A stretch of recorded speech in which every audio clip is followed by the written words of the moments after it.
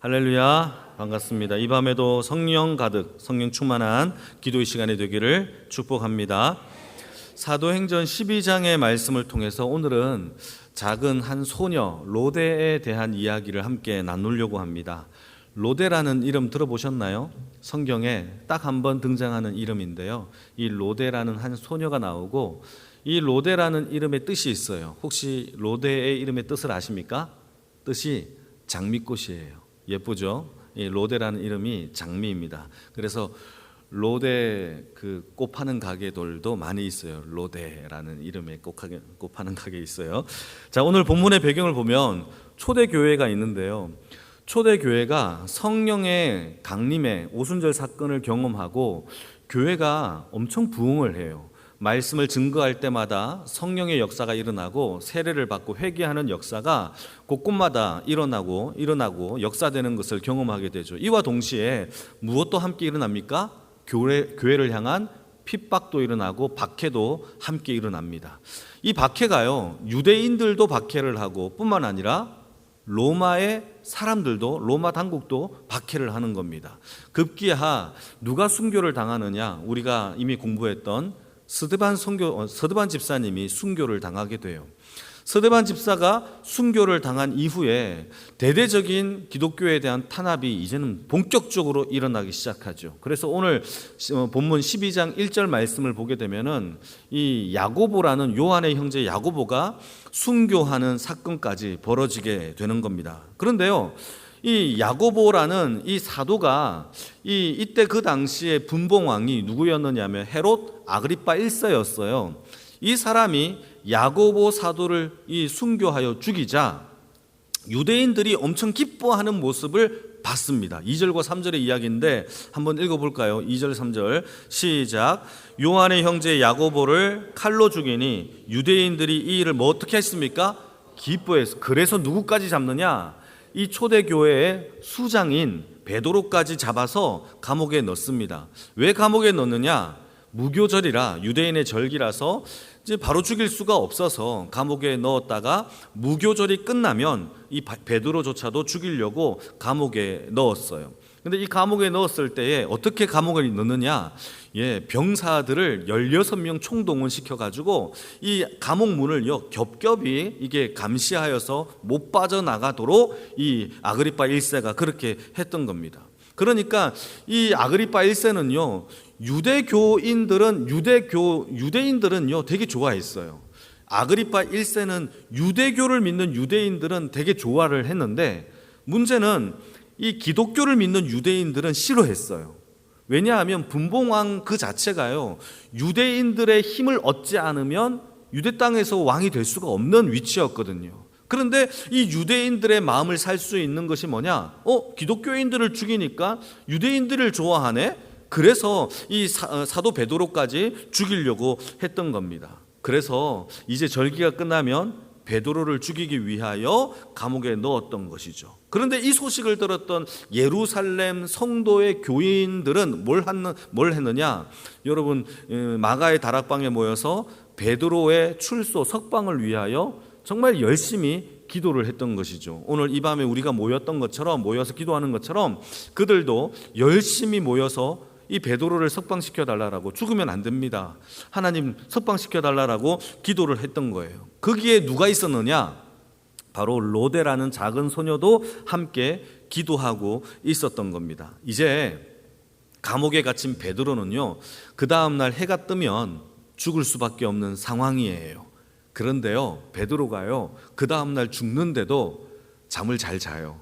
쿨쿨거리면서 잠을 자는 겁니다. 하나님이 천사를 보내어서 베드로를 구출을 해내려고 천사가 감옥에 들어왔는데도 불구하고 감옥은 일어났을까요? 안 일어났을까요? 안 일어나요. 쿨쿨 잠만 잡니다. 참 대단하죠. 다음날 죽는데도 잘 자요. 그래서 천사가요, 깨웁니다. 어떻게 깨우느냐 하면 옆구리를 세게 쳐요. 그러자 베드로가 뭐야 하면서 일어나는 거예요. 이건 제가 지어내는 얘기가 아니라 성경에 그대로 나와요. 여러분 읽어보시면 돼요. 그래서 눈을 번쩍 뜨면서 누군지 보니까 천사가 있는 거예요. 그 천사가 갑자기 베드로에게 신발 벗어라고 하니까 베드로가 어떻게 했을까요? 신발을 벗어요. 옷을 입으라 하니까 갑자기 옷을 또 입었어요. 따라 나와라 해서 따라 나갔어요. 자, 이때요 베드로가 성경에 기록되기를 이게 실제인지를 인지를 못했어요. 환상인 줄 꿈인 줄 알았다라는 거예요. 이게 성경이 그렇게 기록하고 있는 거예요. 그렇게 해서 자기는 꿈인 줄 알고 천사를 따라 나갔던 겁니다. 같이 한번 읽어볼까요? 9절 말씀인데요, 같이 한번 읽겠습니다. 9절 없나요? 제가 우리 성경 있으신 분들 같이 읽겠습니다. 사도행전 12장 9절 시작. 베드로가 나와서 따라갈새 천사가 하는 것이 생시인 줄 알지 못하고 환상을 보는가 하니라. 그래서 천사가 감옥을 따라 나와서 이렇게 나가는데요, 여러분 베드로가 천사를 따라 나가는데 조금 전에 얘기했잖아요. 16명의 군사가 이 감옥문을요 겹겹이 지키고 못 빠져나가도록 4명씩 4패를 나누어서 지키고 있었거든요. 그런데요 성경에 기록되기를 천사와 함께 베드로가 첫 번째 군인들이 지키고 있는 관문을 지나가는데 잠을 잤는지 눈을 뜨고 있는지는 그건 기록하고 있어서 알지 못하나 아무도 베드로를 안 잡는 거예요. 할렐루야. 이런 역사가 일어났어요. 이거 얼마나 재밌어요. 읽으면 너무 재밌는 거예요. 그래서 이 베드로가 지나가는 거예요. 군인들이 있는데도 왜 안 잡지 하면서 지나가는 거죠. 첫 번째 관문 통과, 두 번째 관문도 지나가는데 군인들이 잡아요 안 잡아요? 안 잡아요. 이게 뭐지? 베드로가 꿈인 줄 알고 계속 걸어가는 거예요. 그렇게 해서 여러 관문을 지나다가 마지막 철문 시내로 통과하는 마지막 철문 앞에 딱 섰더니 성경에 기록되기를 어떻게 됐는지 아십니까? 철문이 자동문이 되어서 철컹 열렸다라는 거예요. 이게 제가 지어낸 얘기가 아니라 성경에 기록되고 있습니다. 한번 10절인데요. 같이 한번 읽어볼까요? 10절 시작. 이에 첫째와 둘째 파수를 지나 시내로 통한 쇠문에 이르니 문이 저절로 열리는지라. 할렐루야. 나와서 한 거리로 나가서 천사가 떠나갔대요. 이때 정신이 번쩍 드는 거예요. 내가 뭐 한 거지? 내가 지금 꿈이 아니구나, 생시구나 라고 번쩍 정신이 들어서 어디를 갔느냐? 초대교회의 시발점인 마가의 다락방, 거기가 교회였거든요. 거기를 달려가기 시작하는 거예요. 그래서 이때까지만 해도 마가의 다락방에는 뭘 하고 있었느냐? 성도들이 모여서 기도하고 있었던 거예요. 누구를 위하여? 베드로의 석방을 위하여 열심히 기도하고 있는 것이죠. 여러분 그 기도의 역사가 응답되었습니다. 얼마나 놀랐습니까? 저는 제일 신기한 게 군인들이 지키고 있었으면 그 중에 16명 중에 한 명은 눈 뜨고 있지 않았을까요? 그런데도 안 잡았다라는 거예요. 너무 신기한 일입니다. 안 보이게 하셨나? 그런데요 하나님의 역사가 진짜 역사되어졌고 이제 이 마가의 다락방에 도착한 베드로가요 문을 두드립니다. 쾅쾅쾅. 나 베드로니까 빨리 문을 열어줘요 라고 외쳤던 것이죠. 여러분 이때요 사람들은 기도하고 있었어요. 자, 질문입니다.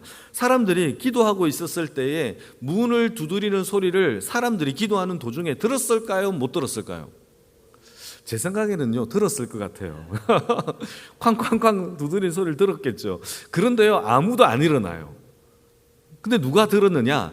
로데라는 이 작은 소녀가 듣고는요 쫓아나가서 문을 열어주려고 하려고 하는 찰나에 이 로데가요 이 목소리를 들어보니까 베드로의 목소리인 것을 듣고 깜짝 놀라는 거예요. 방금 조금 전에 기도했잖아요. 베드로가 석방되게 해달라고 했는데 나가서 누구? 베드로예요.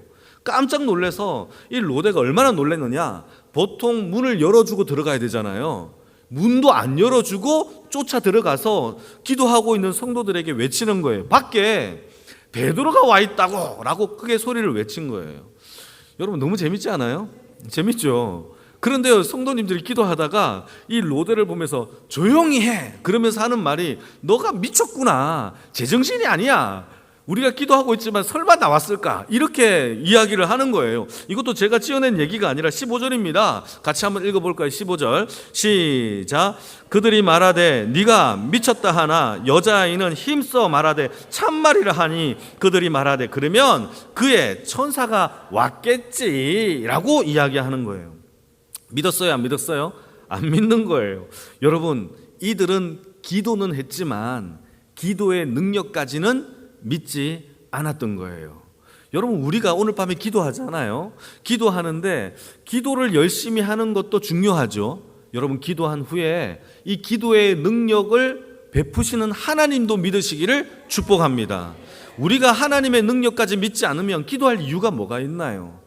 여러분, 그냥 우리가 시간을 낭비하는 것밖에 되지 않겠어요? 그런데 하나님의 능력, 그 기도의 능력까지도 믿고 신뢰하며 기도하는 주의 인생이 되기를 축복합니다. 기도를 안 하는 것도 문제지만 기도하고 안 믿는 것은 더 문제예요. 우리의 이 밤에, 오늘 밤에 하나님, 우리가 각각의 기도 제목들이 다 있을 거예요. 그 기도 제목을 올려드리고 하나님의 신실하심과 역사하심을 믿는 주의 백성들이 다 되어지기를 축복합니다. 그래서 믿는 자의 기도가 얼마나 중요한지 모릅니다. 그 믿음의 기도가 오늘 이 밤에 하나님과 마음이 통할 수 있는 귀한 밤이 되기를 바랍니다. 또 한 가지 더 살펴볼 것은 13절 말씀인데요. 13절을 제가 한번 읽겠습니다.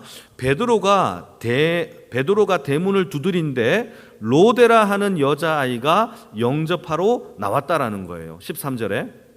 여러분, 마가의 다락방에서 기도했던 사람들은 참 많이 있었을 거예요. 성도들도 있었을 것이고, 우리가 이미 알고 있는 집사님들도 있었을 것이고, 또 사도들도 있었을 거예요. 그런데요, 이 기도하다가 문을 두드리는 소리에 반응했던 사람은 누굽니까? 로데라는 작은 소녀밖에 없었다라는 거예요. 자, 여기에서 우리가 한 가지 중요하게 하나 있어요.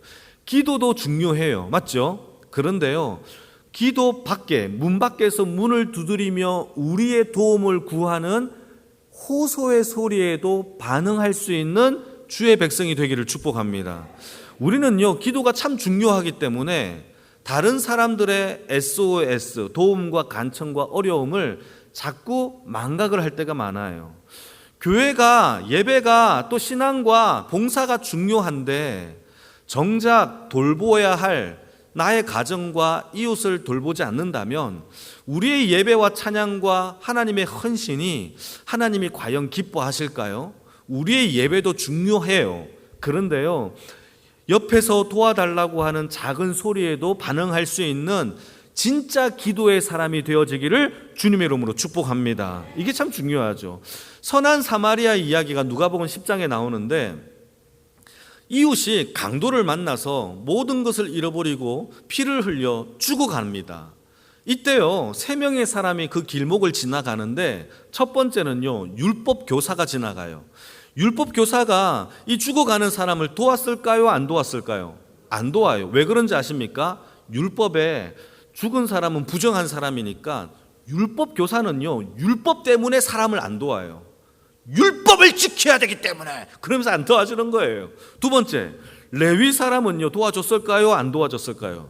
레위 사람도 안 도와줬어요. 레위 사람은요, 자기도 강도를 당할까 두려워서 못 도와줬다라는 거예요. 그런데 유대인들이 삿대질하며 개같이 여겼던 사마리아 사람들, 신앙도 제대로 못 지키고 율법도 안 지키는 저 사마리아 사람들이 그렇게 핀잔 주었던 이 사마리아 사람이 지나가다가 그 사람을 도와줘요. 자신의 형편, 자신의 불이익, 자신의 물질 다 낭비해가면서 그것보다 더 중요한 게 이웃이 아파하는 눈물과 피 흘림을 더욱더 귀하게 여긴 사람이 도와주는 거예요. 여러분, 우리의 삶을 돌아봅시다. 우리는 예배라는 것 핑계 때문에 어쩌면 더 많은 것들을, 더 헌신을, 이웃을 안 돌아볼 때가 더 많아요. 가정을 안 돌아볼 때가 더 많아요. 여러분, 우리의 신앙 가운데 하나님이 진짜 기뻐하시고 원하시는 신앙은 뭐냐? 진짜 예배자는요, 여러분, 하나님께만 예배 드리는 게 아니라 내 몸과 같이 이웃을 사랑하는 예배자인 줄 믿으시기를 축복합니다. 그래요, 하나님이 무엇을 기뻐하실까요? 우리의 예배와 신앙에 우리가 하나님께 관심이 있다면 이웃에게도 동일한 신앙과 이웃을 향한 동일한 도움과 헌신과 봉사의 관심도 동일하게 있기를 주님의 이름으로 축복합니다. 그래서요, 우리도 한번 돌아보면 우리가 신앙생활을 열심히 하는 것만큼 이웃을 향한 도움과 그 처절함에 대하여 우리가 많은 관심을 가질 수 있는 그러한 강도 만난 참된 이웃의 예배자들이 다 되어지기를 축복합니다. 마지막 우리 한 가지만 더 살펴봅시다. 14절인데요. 14절 같이 한번 읽어볼까요? 여러분 한번 읽어주세요. 시작.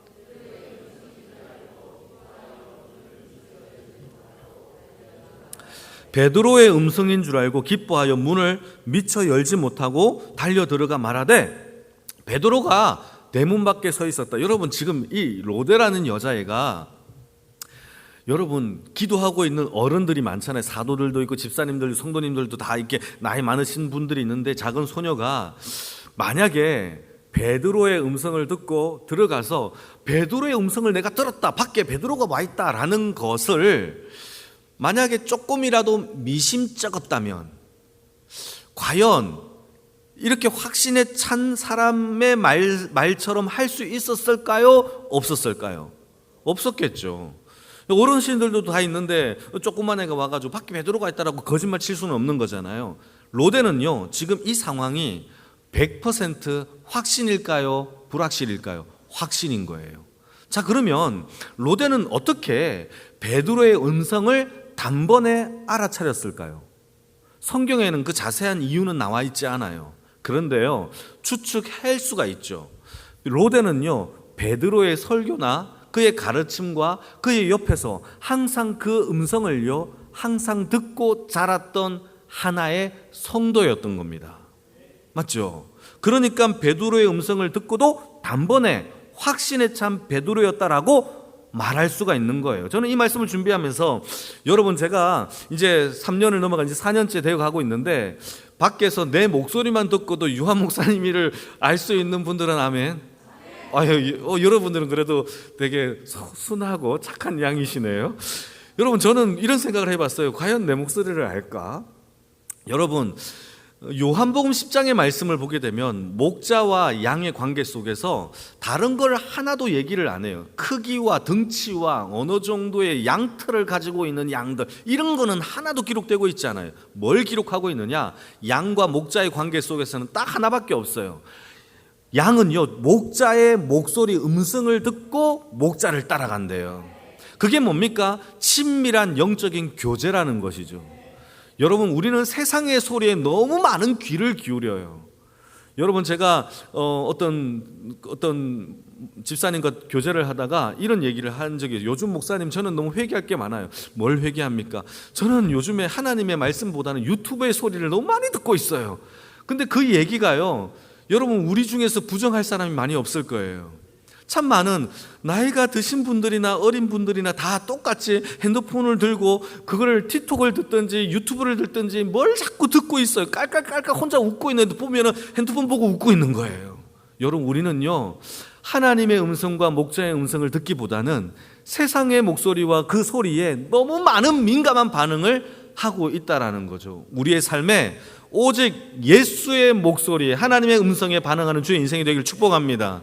그러려면 우리가 하나님의 말씀을 더 많이 듣고 집중해야 되겠죠. 여러분 우리의 권속기들 우리의 함께 있는 우리 권속들하고는 친밀합니까?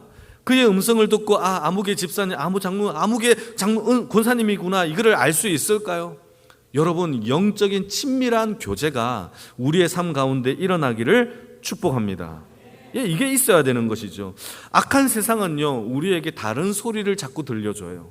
그런데요 우리가 거기에 반응하는 주의 백성이 아니라 하나님의 말씀과 하나님의 찬양의 소리와 하나님의 말씀과 기도의 소리에 반응하는 주의 인생의 삶이 이 시간에 되어지기를 축복합니다. 그래서 이 시간을 사모하셔야 돼요. 기도의 소리에 반응할 수 있는 하나님의 군사된 백성, 그로 인하여 여러분 이 세상을 이길 수 있다라는 사실을 여러분 믿으시기를 축복합니다. 날마다 주와 동행하고 성령에 충만한 사람은요 하나님의 음성, 주의 음성에 민감하게 반응한 자들이에요. 오늘도 이 말씀을 붙잡고 오직 주의 음성만 따라가는 하나님의 백성이 되게 해달라고 이 밤에 기도하는 주의 백성들이 다 되어지기를 주님의 이름으로 축복합니다.